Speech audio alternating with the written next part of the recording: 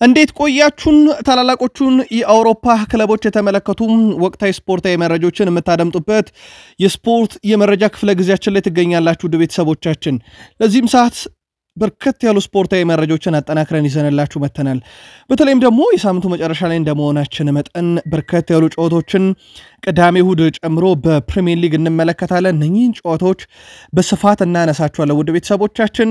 በአውሮፓ ትልቆቹን ክለቦች የተመለከቱ ወቅታዊ የዝውውር መረጃዎች ለተየቡድን ዜናዎቻችን ተካተዋል። እነኚህን በስፋት ነው የምናደርሳችሁ። በሀገር ቤት አንድ ትልቅ ዜና አለ፣ እናደርሳችኋለን፣ ታደምጡታላችሁ።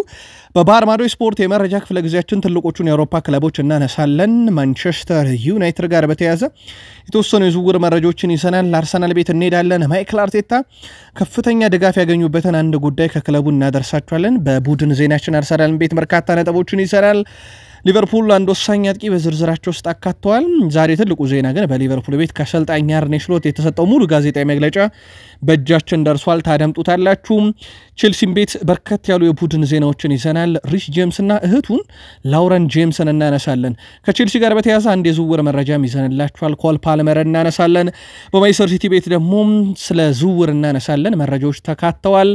በፕሪሚየር ሊጉ በአውሮፓ ታላላቅ ክለቦች CR7 ክርስቲያኖ ሮናልዶ ለዚሁ ደግሞ ሊዮኔል አንድሬስ ሜሲንም የተመለከቱ በርካታ ጥንቅሮችን ይዘንላችኋል። እስከ ፕሮግራማችን ፍጻሜ ቆዩ። ላይክ፣ ሰብስክራይብ፣ ሼር ማድረግ እንዳይረሳ። ለሐሳብ አስተያየታችሁ ግን አስቀድመን ከልብ አመሰገን። በድጋሜ ከኛ ጋር እስከ ፕሮግራማችን ፍጻሜ ቆዩ። የሀገር ቤት ጉዳይ አንስተን እንጀምር። በኢትዮጵያ ፕሪሚየር ሊግ ሁለት ምድብ በኢትዮጵያ ከፍተኛ ሊግ በሁለት ምድብ ሃናለ ሲደረጉ የነበሩ ጨዋታዎች አንደኛና ሁለተኛ ወጡ በቀጥታ ለኢትዮጵያ ፕሪሚየር ሊግ እንደሚሳተፉ ይታወቃል። በሃ የነበረው ሸገር ከተማ አስቀድሞ ማለፉን አረጋግጦ ነበር ወደ ኢትዮጵያ ፕሪሚየር ሊግ። ሁለተኛውን ክለብ የመለየት ሂደት እንደቀጠለ ነበር። ዛሬ ፍጻሜውን አግኝቷል። በኢትዮጵያ ከፍተኛ ሊግ ምድብ ላይ እየተወዳደረ የሚገኘው ነገሌ አርሲ እግር ኳስ ክለብ ወደ ኢትዮጵያ ፕሪሚየር ሊግ ያደገበትን ውጤት አስመዝግበዋል። በአርሲ ነገሌ በኩል ወልቂጤ ከስልጤ ወራቤ ጋር የነበረውን ጨዋታ 3-1 በሆነ ውጤት ድል በማድረግ ነው ወደ ፕሪሚየር ሊጉ ማደጋቸውን ያረጋገጡት። ሁለተኛ ደረጃ ላይ ይገኝ የነበረው ደሴ ከተማ አቻ መለየቱን ተከትሎ ነገሌ አርሲ አንድ ጨዋታ እየቀረው የነጥብ ልዩነቱ ወደ 4 መስፋቱን ተከትሎ ነው ማለፉን ያረጋገጠው። ይህንም ተከትሎ ነገሌ አርሲ አንድ ጨዋታ እየቀረው የ2018 የኢትዮጵያ ፕሪሚየር ሊግ ተሳታፊ መሆኑን ሲያረጋግጥ አርሲ ነገሌና ሸገር ከተማ በቀጣዩ ውድድር ዓመት በኢትዮጵያ ፕሪሚየር ሊግ 2018 ላይ የሚካፈሉ ይሆናል ማለት ነው። ከኢትዮጵያ ፕሪሚየር ሊግ ዘንድሮ 4 ወራጅ 2 ወጪ ክለቦች ይኖሩና በሚቀጥለው ሲዝን የኢትዮጵያ ፕሪሚየር ሊግ በ16 ክለቦች መካከል መደረግ ይጀምራል ማለት ነው። ዘንድሮ 18 እንዳሉ ይታወቃል። ለማንኛውም ወልዋሎ ዓዲግራት ዩኒቨርሲቲ ኦልሞስት ያረጋገጠው ቡድን ነው መውረዱን። ቀሪዎቹም የኢትዮጵያ ፕሪሚየር ሊግ ተሰናባሽ 3 ቡድኖችን ጨምሮ በቀጣይ የኢትዮጵያ ፕሪሚየር ሊግ መርሃ ግብሮች ደግሞ የምንለያቸው ይሆናል። ወደ ባህር ማዶ ስፖርታዊ ጥንቅሮቻችን እንሻገር ውድ ቤተሰቦቻችን። በሳምንቱ አጋማሽ የተደረጉ የአውሮፓ ሻምፒዮንስ ሊግ የሩብ ፍጻሜ ጨዋታዎች የጨዋታ 4 እጩዎች ምርጥ ተጫዋቾች እጩ ቀርበው ነበረ። በዚህ መሰረት የቦሩሲያ ዶርትመንዱ የፊት ወሰር ተጫዋች ሴሪዮ ጉራሲ የሻምፒዮንስ ሊግ የሳምንቱ ምርጥ ተጫዋች ተብሎ በአብላጫ ድምጽ መመረጥ ችሏል። ሴሪዮ ጉራሲ ዶርትመንድ ባርሴሎናን ባሸነፈበት ጨዋታ ሃትሪክ በመስራት የጨዋታውን ኮከብ እንደነበረ ይታወሳል። የአርሰናሉ ዴክላን ራይስ ሁለተኛ፣ ላውታሮ ማርቲኔዝ ሶስተኛ፣ እንደዚሁም ኦስማን ዴምቤሌ በአራተኛ ደረጃ ማጠናቀቅ ችለዋል። የአውሮፓ ሻምፒዮንስ ሊግ ላይ ግን ሴሪዮ ጉራሲን ከዚህ በኋላ እንመለከተውም። በዘንድሮ የአውሮፓ ሻምፒዮንስ ሊግም ከፍተኛ ግብ አስቆጣሪነትን የሚመራው እንደዚሁ ሴሪዮ ጉራሲ ነው። 13 ግቦች አሉት። ራፊኒያ በ12 ይከተላል። በውድድር ውስጥ ያለው እሱ ነው። ኬን ተሰናብቷል በ11 ሶስተኛ ነው ከሮቤርት ሌዋንዶስኪ እኩል። ሌዋንዶስኪም አለ በጨዋታዎች ውስጥ ይቀጥላል። ቪኒሲየስ ጁኒየር ከተሰናባቾቹ ነው 8 ግብ አለው። ላውታሮ ማርቲኔዝ ካሉት ውስጥ ነው ይቀጥላል እሱ። ሃላንድ 8 ነበረው እሱም ተሰናብቷል። ስለዚህ ይህንን የዘንድሮን የውድድር ዓመት በከፍተኛ ግብ አስቆጣሪነት ለመጨረስ ራፊኒያ፣ ቀጥሎ ሌዋንዶስኪ፣ ቀጥሎ ላውታሮ ማርቲኔዝ እድሉ አላቸው። ግን ሞር ለራፊኒያ አይደለ ይመስላል። የዘንድሮ አጀማመሩ እጅግ በጣም አስደናቂ የሚባል ነው። የሪያል ማድሪድ ተጫዋች በጣሊያኑ አሰልጣኝ ካርሎ አንቸሎቲ ላይ እምነት የላቸውም ይላል ሪልቮ። በአርሰናል በተሸነፉበት ምሽት ምንም አይነት ታክቲካል እቅድ ካርሊቶም እንዳልነበራቸው የገለጹት ለተጫዋቹ ቅርብ የሆኑ ምንጮች በከፍተኛ ሁኔታም ጥርጣሬ ያለና በተጫዋቾቹ በኩል እሳቸው ላይ ያለ እምነት እየቀነሰ ነው ተብሏል። ፋብሪዞ ሮማኖ ግን አንድ መረጃን ይዞ ወጥቷል ከሳቸው ጋር በተያያዘ ካርሎ አንቸሎቲ ራሳቸውን ከሪያል ማድሪድ የማግለል ምንም አይነት እቅድ የላቸውም እሳቸው የመቀጠል ፍላጎት ነው ያላቸው ሪያል ማድሪድ በራሱ ካሰናበታቸው ግን ለመቀበል ዝግጁ ናቸው በራሳቸው ፍቃድ ግን ሪያል ማድሪድን ለመልቀቅ እስካሁን ተነሳሽነቱ እንደሌላቸው ነው ፋብሪዞ ሮማኖ ያስነበበው ቲቦት ኮርቷ አሁንም ተስፋ ማድረጋችንን እንቀጥላለን በጣም ምርጥ ተጫዋቾች አሉን ግቦችን ማስቆጠር የሚችሉ አስደናቂ ቡድንም እንዳለና ምናለውኝ በሪያል ማድሪድ ምንም ተስፋ አልቆረጥኩም በእርግጠኝነት በዚህ ውድድር ዓመትም ትልቅ ነገሮችን ማሳካት እንችላለን ከፊታችን በርካታ ውድድሮች ይጠብቁናል ብለዋል ኮፓ ዴል ሬይ ከባርሴሎና ጋር ይጠብቃቸዋል የዓለም ክለቦች ዋንጫ ላሊጋውን ደግሞ ከራሱ ከባርሴሎና ጋር ከባድ ፉክክር እንደሚጠብቃቸው ይታወቃል ባርሴሎና እጅግ በጣም አጣብቂኝ ጊዜ እየመጣበት ይገኛል አሁን ኤፕሪል ወር መጨረሻ አካባቢ ራሱ ኤፕሪል 26 እና ኤፕሪል 30 በጣም ወሳኝ ጨዋታዎች ይጠብቁታል ትልቅ የሚባሉት ባርሴሎናዎች በቀጣይ በሚያደርጓቸው 5 ጨዋታዎች ያላቸው የቀን ልዩነት ደግሞ ብዛት 16 ብቻ ነው በኮፓ ዴል ሬይ ከሪያል ማድሪድ ጋር የፍጻሜ ጨዋታ ኤል ክላሲኮ ኤፕሪል 26 ከዛ የአውሮፓ ሻምፒዮንስ ሊግ የመጀመሪያ ዙር ጨዋታም ከኢንተር ሚላን ጋር በካምፕኑ ጨዋታቸውን ያደርጋሉ ኤፕሪል 30 በአራት ቀን ልዩነት ከዛ በላሊጋው ሜይ 3 ጨዋታቸውን ያደርጋሉ ከዛ እንደገና ሜይ 6 መልሰው ከኢንተር ሚላን ጋር ወደ ጁሴፔ ሜዛ ቀንተው ጨዋታቸውን ያደርጋሉ ከዛ እንደገና በላሊጋው በኤል ክላሲኮ ጨዋታ ሪያል ማድሪድን ያስተናግዳሉና በእነኚህ 5 እጅግ በጣም ወሳኝ ጨዋታዎች መሃል ያለው የቀን ልዩነት 16 ብቻ ነው ባርሴሎና ከተፈተነ እንደዚህ አይነት ጊዜ በላይ የሚፈተነው ጊዜ ይመጣል ተብሎ አይታሰብም በዚህ ውድድር ዓመት በተለይም የአውሮፓ ሻምፒዮንስ ሊግን ዋንጫ የሚወስኑበት ጉዟቸውን የስፔን ላሊጋንም ኮፓ ዴል ሬይንም የሚወስኑበት አጋጣሚ ነውና በሚወዳደሩበት መድረኮች በሙሉ ፈታኝ ጨዋታ በ16 ቀን ያደርጋሉ ላሚን ያማል እንቅስቃሴ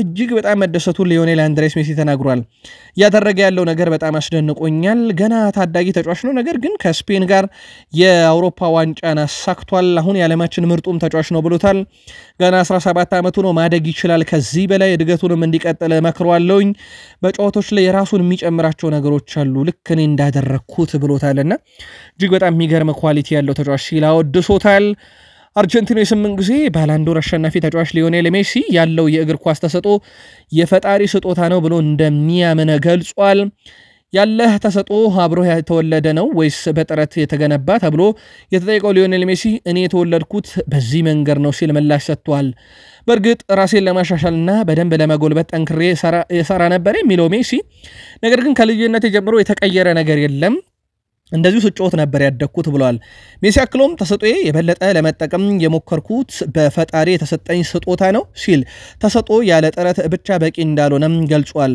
ፈጣሪ ሁሉንም ነገር ስለሰጠኝ ያመሰግናለሁ ሁሉም ነገር አሸንፌያለሁ ተጨማሪ መጠየቅ አልችልም ያለኝ በቂ ነው ብሎ ፈጣሪውንም እንደዚሁ ያመሰገነበት አጋጣሚ ነበረ ስለ ልጆቹ ተጠይቆ ነበር ሊዮኔል ሜሲ ልጆቼ ምባፔ ቪኒሺየስ ያማል ሌዋንዶስኪና ሃላንድ የሚከተሏቸው ተጫዋቾች ናቸውና ከኔ በላይ ልጆቼ እነኚህን ተጫዋቾች ይከተላሉ ብለዋል ስለ ጋርዲዮላ ተጠይቆ ነበር ሊዮኔል ሜሲ ፔፕ ጋርዲዮላ ከሌላ ዓለም ነው እሱ የተለየ ነው ማንም የማያቸው ነገሮች ይመለከታል እሱ እግር ኳስን ለውጦታል ብለዋል በርካቶች የሚስማሙበት ይመስላል የጋርዲዮላ ዘመን እግር ኳስን በተለየ መንገድ የቀየረው ይመስላል እሱም ይሄንን ብሎታል ሁሉም እኛን ለመምሰል ሞከረ ብለዋል ጋርዲዮላ እኛን በሰለጠነ ወቅት ነገር ግን ሰዎች እንደ ባርሴሎና ለመጫወት ስለሞከሩ በተወሰነ መልኩ እግር ኳስ ጎርቷል እኛ ግን ልዩ ቡድን ነበርን የአማካይ ክፍሉ ዣቪ ቡስኬት ኢኒየስታ ሁሉም ነገር በተጫዋችና በአሰልጣኝ መካከል ፍጹም ነበረ ብለዋል ስለ ዋንጫና ሽልማት ሲጠየቅ ሊዮኔል ሜሲ የዓለም ዋንጫና ሁሉም ዋንጫዎች ለኔ ሽልማቶቼ እንዲሁም ባርሴሎናስ መጫወቴም ጭምር ነው ብለዋል በአጠቃላይ ሊዮኔል አንድሬስ ሜሲ 2014 ላይ ሻምፒዮን ለመሆን በጣም ተቃርቦ ግን ባለመቻሉ ስቃይ ውስጥ የገባበት እጅግ በጣም አጣብቂኝ ነገር ውስጥ ገብቶበት በኋላም ላይ ግን በካታር የዓለም ዋንጫውን ያሳካበትም አጋጣሚ ነበረ ከኔማር ጁኒየር ጋር በተያያዘ የቀድሞ የባርሴሎና የሊዮኔል አንድሬስ ሜሲም የቡድን አጋር ነበር በሁለት አጋጣሚዎች በባርሴሎና በፓሪስ ሰን ዠርሜንም ግን ኔማር በጣም የተለየ ተጫዋች ነው በታለንት በርካቶች ያደንቁታል ብዙ ጥያቄ የሚነሳበት ተጫዋች አይደለም በታለንት ደረጃ ለግቦችም በጣም ቅርብ ነው አሲስቶችንም ያደርጋል ግን አንድ መጥፎ ጎን አለው በጉዳት ምክንያት በርካታ ጨዋታዎችን አይገኝም ባለፉት 10 ዓመታት ውስጥ ነጥለን ብንመለከት የጉዳት መጠኖቹን 2014 ላይ 17 ጨዋታ መላጣው 2015 ላይ 13 ጨዋታ 2016 ላይ 11 ጨዋታ 2017 ላይ 3 ጨዋታ 2018 ላይ 24 ጨዋታ 2019 ላይ 36 ጨዋታ 2016 ጨዋታ 2021 22 ጨዋታ 2022 21 ጨዋታ 2023 17 ጨዋታ 2024 53 ጨዋታ ዘንድሮ ደግሞ 26 ጨዋታ መልጦታል። ይህን ስትመለከቱ ምናልባት አንድ ተጫዋች በአንድ ሲዝን ሊያደርጋቸው የሚችለውን ጨዋታዎች ያክል ያመለጠ ይመስላል። በተለይ 2023-24 የውድድር ዓመት 53 ጨዋታዎች አምልጦታል። ይህ በጣም አስከፊ የሚባል ነውና ኔይማር ትልቁ ችግሩ በወሳኝ ጨዋታ ላይ ያለ መገኘት ችግር እንደሆነ ይታወቃል። ዲዛይር ዱዊን ከኬሊያን መባፔ ጋር በርካቶች እያነጻጸሩት ነበረ። በእርግጥ እሱ በዚህ ሐሳብ አይስማማም። ለኬሊያን መባፔ ትልቅ አድናቆት እንዳለው ተናግሯል። ኬሊያን መባፔ ትልቅ ነገሮችን አድርጓል። እኔ ግን ራሴን የቻልኩኝ ዲዛይር ዱዊ ነኝ። ኬሊያን መባፔ ደግሞ ራሱ ኬሊያን መባፔ ነው። መባፔ በጣም የተለየ ተጫዋች፣ በእግር ኳስም ማንም ሊያደርገው የማይችለውን ነገር ያደረገ ነው። እኔ ደግሞ የራሴ መንገድ አለኝ፣ በዛ ነው የምከተለው ሲል ተደምጧል። በፓሪስ ሰን ዠርሜን ቤት ግን ኬሊያን መባፔ፣ ሜሲ፣ ኔይማር ጁኒየርን ያስረሱ ከዋክብቶችን እያየን ነው። አንደኛው ዲዛይር ዱዊ ነው። ኒኮላ ባርኮላ፣ ኦስማን ዴምቤሌ፣ መሀል ላይ እነ ጆዋን ኔቬዝን ማንሳት እንችላለን። በርካታ ከዋክብቶች እየተሰባጠረ ቡድን ሆኗል። አሁን ደግሞ በጥር የዝውውር መስኮት እንደ ከቫራታስ ኬሊያን የመሰለ በጣም አስደናቂ ተጫዋች እንደጨመሩ ይታወሳል። ዲዛይር ዱዊ ግን እኔ ራሴን የቻልኩ ተጫዋች ነኝ ብለዋል። ሞይስ ኬን በኤሮፕ ሊግ በኮንፈረንስ ሊግ ፊዮረንቲና እንዲያልፍ ትልቁን አስተዋጽኦ ካበረከቱ ተጫዋቾች አንደኛው ነው። በዚህ ዘን በአጠቃላይ በሁሉም መድረክ ፊዮረንቲናን ወክሎ በተጫወተባቸው ጨዋታዎች 39 ጨዋታ አድርጎም ወደ 27 የግብ አስተዋጽኦ አለው። ከ39 ጨዋታ 24 ግብ 3 አሲስት ማበርከት ችሏል። አምና ያለ ግብ የጨረሰ ተጫዋች ነበረ በዩቬንቱስ ቤት። ዘንድሮ ግን በጣም የተለየ የሚባል የውድድር ዓመትን እያሳለፈ ነው። CR7 ክርስቲያኖ ሮናልዶ በዚህ ሲዝን በሳውዲ ሊግ ካደረጋቸው 26 ጨዋታ በ15 የጨዋታ ኮከብ የነበረው ሮናልዶ ነው።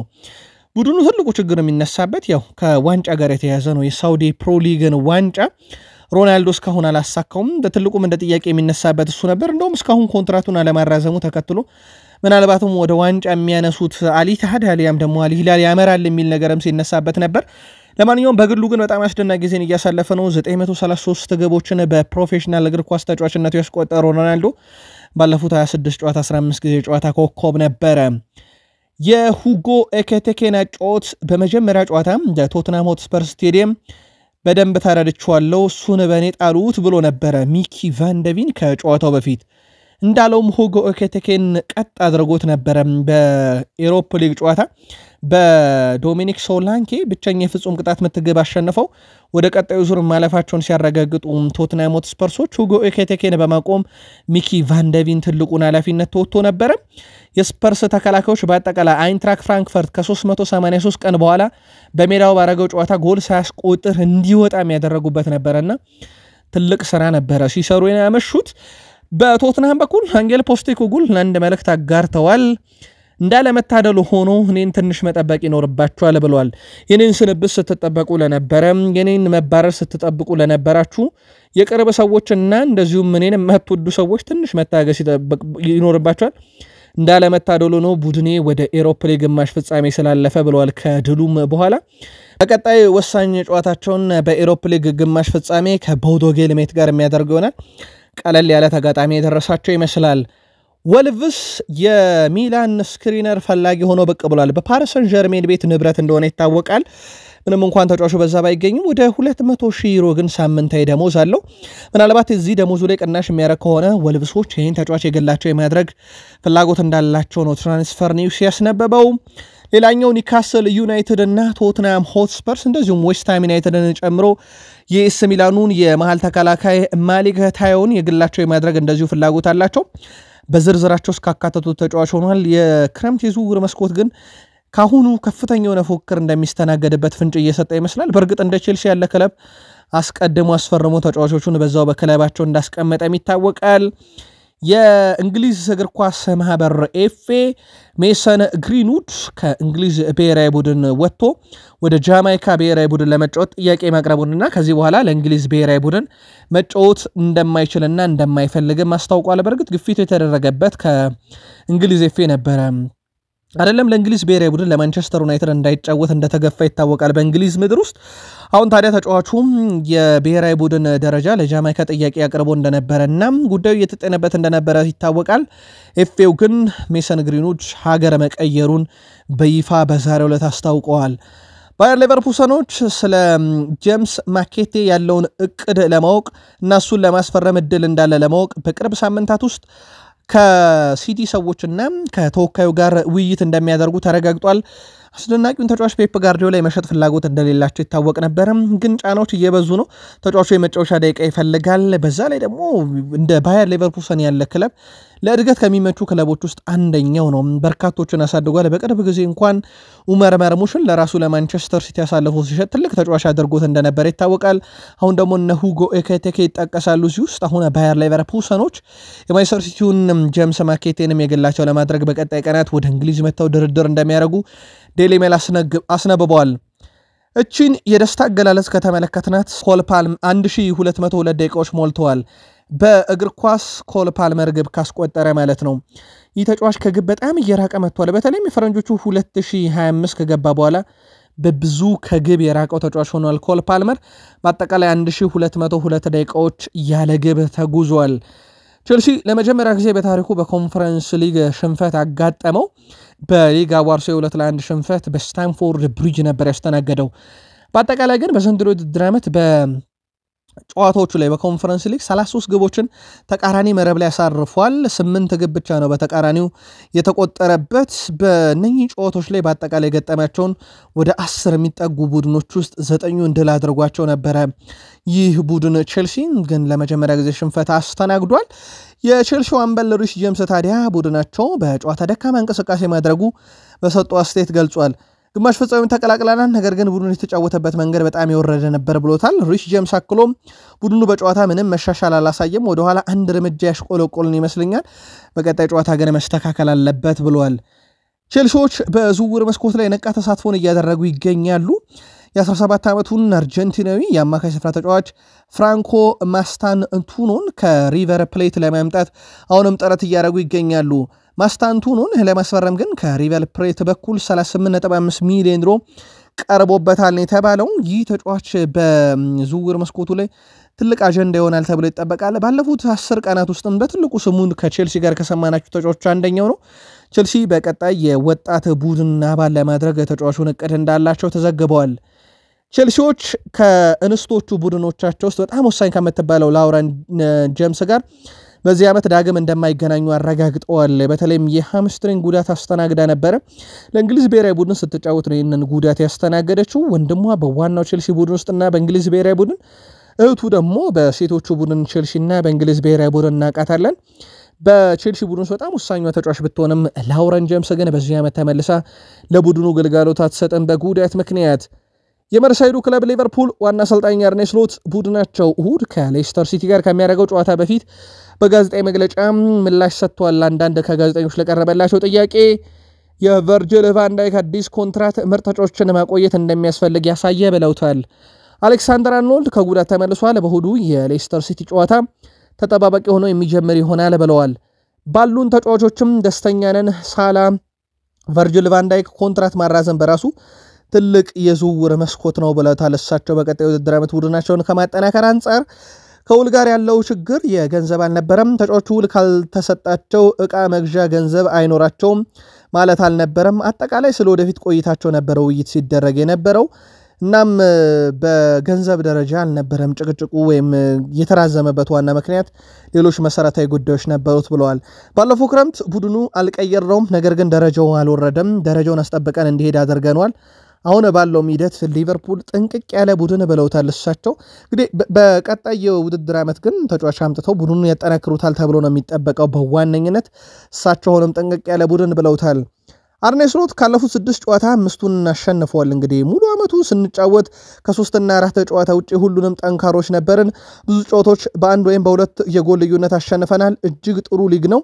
እዚህ ጨዋታዎችን ማሸነፍ ከባድም እንደነበረ ተመልክቻለሁ ብለዋል። አርኔ ስሎት ከ9 ቁጥር ተጫዋች ጋር በተያያዘ ከባድ ወይስ ቀላል መልስ ልስጣችሁ ብለው ጥያቄ ቀርበው ጠየቁ ለጋዜጠኞች። በኋላም ላይ እሺ ቀላል መልስ ልስጣችሁ፣ ጎሎችን ማስቆጠር ነው የ9 ቁጥር ትልቁ ሚና፣ ስለዚህ በ9 ቁጥር ቦታ ላይ የሚሰለፍ ተጫዋች በቃ ግብ ማስቆጠር ያለበት ቀላሉ መልስ ይሄ ነው ብለው ከጋዜጠኞች ጋር በቀልድ መልክ ስለ 9 ቁጥርም ተጫዋች እንግዲህ ምን እንደሚፈልጉ እሳቸው ሲጠየቁ ምላሽ ሰጥተዋል። ያው ዳርዊን ኑኔዝን ስም መጥራት ያልፈለጉ ይመስላል። በሱ ጉዳይ ላይ በጣም የተማረሩ ይመስላል። እሳቸውንን ከባድ ወይስ ቀላል መልስ ልስጥ ብለው ጥያቄም ጠይቀው ነበረ ለጋዜጠኞች። እሑድ አርሰናል ከኢፕስዊች ታውን ጨዋታን ያደርጋል። እንደዚሁ ሊቨርፑል ከሌስተር። ምናልባት አርሰናል ተሸንፎ ሊቨርፑል ሌስተርን ካሸነፈ የፕሪሚየር ሊጉ መጠናቀቂያ እሑድ ነው የሚሆነው። ውድ ቤተሰቦቻችን ሊቨርፑል ከታችኛው ዲቪዥን ካደጉ ክለቦች ጋር ባደረጋቸው ያለፉት 10 የፕሪሚየር ሊግ ጨዋታ 12ቱን አሸንፎ በአንዱ አቻ ወጥቷል። በተከታታይ 10 ጨዋታዎችንም ማሸነፍ የቻለው ሊቨርፑል ነው። ቅድመ ግምትም ለሊቨርፑል በዚህ ጨዋታ በደንብ ተሰጥቶታል። ሳላ በዚህ ሲዝን ሊቨርፑል ከታችኛው ዲቪዥን ካደጉ ክለቦች ጋር ባደረጋቸው ጨዋታ 5 ጨዋታዎች ላይ ሁሉም ላይ ጎል ማስቆጠር ችሏል። ሳላ በዚህ ሲዝን በፕሪሚየር ሊጉ 45 ጎሎች ላይ ቀጥተኛ ተሳትፎን አድርጓል። 27 ግብ እና 18 አሲስት አለው። ይህም በሊጉ ታሪክ በአንድ ሲዝን ብዙ የግብ አስተዋጽኦን ያደረገ ተጫዋች ያደርገዋል። 38ኛ ሳምንት ሳይሞላ ምናልባትም በቀጣይ ሪካርዱን አንዲ ኮል እና አለን ሺረር ለመውሰድ ደግሞ 2 እና ከዛ በላይ ግብ አስተዋጽኦ ያስፈልገዋል። ሊቨርፑል በፊት መስመር በአጥቂ ስፍራ ላይ እንደውም አርኔ ስሎት ተጠይቀው በዝውውር ጉዳይ ላይ ያላብራሩት ጉዳይ ግን በበርካታ የመረጃ ምንጮች የተረጋገጠው አጥቂ ያመጣሉ። ታዲያ በዝርዝራቸው ውስጥ አሁን የኢንትራክ ፍራንክፈርቱ የ22 ዓመቱ አጥቂ ሁጎ ኤኪቲኬ በዝርዝራቸው ውስጥ ተይዟል። ይህ ተጫዋች በእርግጥ ለመጀመሪያ ጊዜ አይደለም በእንግሊዝ ስሙን ስንሰማው፣ ከበርካታ የእንግሊዝ ክለቦች ጋር ስሙን በስፋት እየሰማ ነው እንደሆነ ይታወቃል። በዘንድሮ ውድድር ዓመት በእንግሊዝ ፕሪሚየር ሊግ ድሪብል ተደርጎ አልታለፈም። እጅግ በጣም አስደናቂ ጊዜን እያሳለፈ ይገኛል። ማይል ሉዊስ ስኬሊ በፕሪሚየር ሊጉ ቢያንስ ከ15 ጨዋታ በላይ ተሰልፎ ተጫውቷል። በየትኛውም ጨዋታ ላይ አንድም ተጫዋች ድሪብል አድርጎት አላለፈም። ይህ ተጫዋች ሰሞኑ እንደውም በሳንቲያጎ ቤርናቢዮ ቢያሳየው ብቃት የ300 ጨዋታ ልምድ ያለው ተጫዋች ብለው ሲያወድሱት ነበረ። በርካቶችም ተጫዋቹ በችግር ምክንያት ወደ ቦታው የመጣ በችግር ምክንያት ያለ ቦታው የሚጫወት ተጫዋች ነበረ። በወቅቱ ግን በቦታው ላይ ባሳየው ብቃት ምክንያት ነበረ የአሰልጣኝ ማይክል አርቴታ የቦታው ቋሚ ተጫዋች ያደረጉት። በእርግጥ አሁን ቡድናቸው ውስጥም እነ ካላፊዮሪ ጉዳት ላይ ናቸው። በዛ ላይ ማጋሌሽ የለምና ቡድኑን ለማመጣጠን ሲሉ ይህ ተጫዋች በዛው መቀጠሉ የሚቀር አይመስልም። እሳቸው ምናልባትም የእግር ኳስ ሕይወቱን በዛው እንዲጨርስም ሊያደርጉት ይችላሉ ካለው ወቅታዊ ብቃት አንጻር። አርሰናል በዚህ ውድድር ዓመት ሻምፒዮንስ ሊግ ጥሎ ማለፉን ከተቀላቀለ በኋላ ባደረጋቸው 4 ጨዋታዎች 14 ግቦችን አስቆጥሯል። አርሰናል ይህን ሲያደርግ ግን የ9 ቁጥር አጥቂ የለውም። ውድ ቤተሰቦቻችን በፍጹም ያለ 9 ቁጥር አጥቂ እየተጫወተ ያለ ግን ደግሞ በአውሮፓ ሻምፒዮንስ ሊግ በርካታ ከዋክብትን የያዘ ሪያል ማድሪድን ሲጥል በርካቶች ተገርመውበታል። ያውም 5 ግብ ላይ ነው ማድሪድ ላይ ማስቆጠር የቻለው። ሚኬል ሜሪኖ አርሰናል በጥሎ ማለፉ ከተቀላቀለ በኋላ 2 ጎል 2 አሲስት አስመዝግቧል። ይህም በአጠቃላይ በ4 ጨዋታ 4 የግብ አስተዋጽኦ አለውና ከተቆጠሩት 14 ግቦች ይህ የሐሰተኛ 9 ቁጥር ሚኬል ሜሪኖ 4ቱን በቀጥታ ተሳትፎባቸዋል። እሱም ሐሰተኛ 9 ቁጥራቸውም የተሰጠውን ኃላፊነት በማይክል አርቴታ በደንብ እየተወጣ ይመስላል። እሳቸውም ግን ሊደነቁ ይገባል። ከሁሉም ተጫዋች ወይም ደግሞ ለ9 ቁጥር ለሐሰተኛ 9 ቁጥር ከቀረቡት ተጫዋቾች ይልቅ ሚኬል ሜሪኖን አምነው ማጫወታቸው እሳቸውም ሊደነቁ ይገባል። ሚዲያዎች ክብር የላቸውም። እንግዲህ በተለይም ራይስ በመጀመሪያ የሪያል ማድሪድ ጨዋታ ላይ አይተናቸው የማናቀው 2 ጎሎችን አስመልክቶ ሚዲያዎች ግን ዝም ብለዋል። ይህን የሚለው ኢያን ራይት ነው። ራይስ በሁለቱም ጨዋታ በሁሉም ቦታ ሲጫወት ነበረ። እሱ በሚሰጠው ነገር ቡድኑ በጣም ጠንክሮ እንዲወጣ አድርጓል። ዴክላን ራይስ ከሳጥን መጫወት የሚችል በ6 እና በ8 ቁጥር ቦታ ላይ መጫወት ይችላል። የተሰጠውን ቦታን በአግባቡ ይወጣል። ሚዲያዎች ግን ለኢያን ራይት ሽፋን በደንብ አልሰጡትም ብሏል ኢያን ራይት። ምናልባት ግን የኛ ቻናል ቤተሰቦች ለራይስ በቂ ሽፋን አልተሰጠም ብላችሁ ታስባላችሁ ወይም በሚዲያው ስትከታተሉም ስለ አርሰናል ሲወራ ራይስ በሪያል ማድሪድ የሁለት የደርሶ መልስ ጨዋታ ላሳየው ነገር ሚዲያው በቂ ሽፋን አልሰጠም ብላችሁ ታስባላችሁ? እናንተን ምልከታ አጋሩን። ያን ራይት ግን አልሰጠም ብሏል። በርካታ የአርሰናል ደጋፊዎችም በዚህ ሳምንት በነበረው የአውሮፓ ሻምፒዮንስ ሊግ ጨዋታዎች የሳምንቱ ምርጥ ተብሎ ባለመመረጡ በጣም ማዘናቸውንም በሐሳብ መስጫ ሳጥናችን ላይ ሲጽፉልን ነበረ። ማይክል አርቴታ በዝውውር ገበያም ላይ ከክለቡ ከፍተኛ ድጋፍ እንደሚኖረው ተዘግቧል። አርቴታ በዝውውር መስኮቱ ከአንድሪያ ቤርታ ጋር በመሆን ትልቅ ስራ እንግዲህ ይጠብቀዋል። ምናልባትም ከቀድሞ የስፖርቲንግ ዳይሬክተራቸው ጋር ሲሰሩ የነበረውን ነገር አሁን ከአንድሪያ ቤርታ ጋር የሚቀጥሉታል ተብሎ ይጠበቃል። አርሰናል ከዙቤሜንዲ በተጨማሪ የአጥቂ ክፍሉን ቦታ ለማጠናከር እየሰራ እንደሆነ ይታወቃልና አርሰናሎች በጉጉት የሚጠብቁት ያው የአጥቂ ስፍራ ተጫዋች ነው ሚኬል አርቴታ በዝውውር ገበያው ላይ ከክለቡ ከፍተኛ ድጋፍ እንዳለውም ተረጋግጧልና ትልቅ ዝውውር በአርሰናል ቤት ይጠበቃል በርካታ ስሞችን እየሰማን ነው ያው ጊዜው ደርሶ ማንን ያስፈርማል የሚለው ግን በጉጉት የሚጠበቅ ነገር ነው ማቲያስ ዴላይት ጉዳት ላይ እንዳለ ይታወቃል ምናልባት ጥሩ የሚባለው ዜና ግን በቀጣይ ከ11 ቀናት በኋላ በሚደረገው የኤሮፕ ሊግ የግማሽ ፍጻሜ ጨዋታ በሳን ማሜስ በሚያደርጉት የኤሮፕ ሊግ ጨዋታ ላይ ይገኛል ተብሎ ይጠበቃል ይሄ ለዩናይትድ ጥሩ የሚባል አጋጣሚ ነው የዴላይት መኖር በራሱ ለቡድኑ የሚሰጠው ሌላ ጥንካሬ አለ አሁን ላይ በአስቶን ቪላ እየተጫወተ የሚገኘው እንግሊዝ የፊትወሰር ተጫዋች ማርከስ ራሽፈርድ ልቡ ያለው ባርሴሎና ነው ተብሏል ተጫዋቹ በአሁኑ ክረምት የዝውውር መስኮት ከማንቸስተር ዩናይትድ ሙሉ በሙሉ በመልቀቅ ወደ ስፔኑ ክለብ ማምራት ይፈልጋል ቢባልም ግን ፈላጊዎቹ ከባርሴሎናም በላይ ናቸው